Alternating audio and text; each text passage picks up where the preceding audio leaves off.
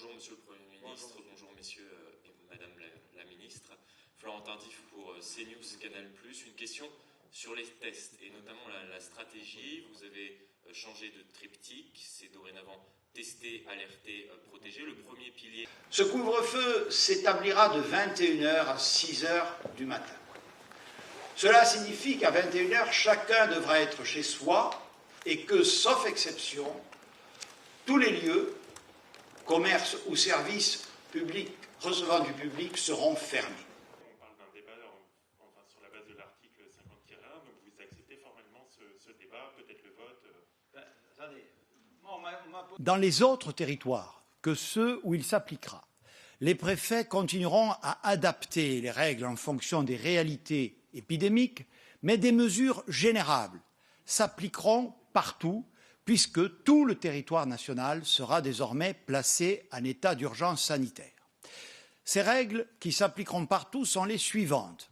Toutes les fêtes privées, comme les mariages ou les soirées étudiantes qui se tiennent dans des salles des fêtes, dans des salles polyvalentes ou tout autre établissement recevant du public, seront interdites.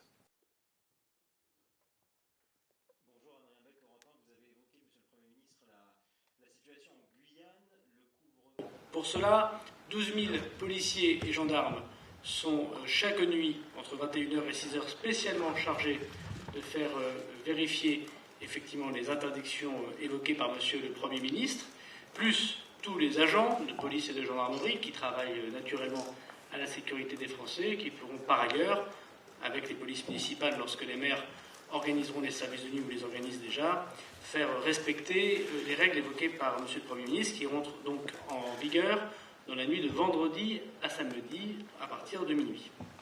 Un petit flou subsistait pour moi à savoir si les bénéficiaires des APL mais qui n'ont pas d'enfants avaient le droit à une aide de 150 €. Merci.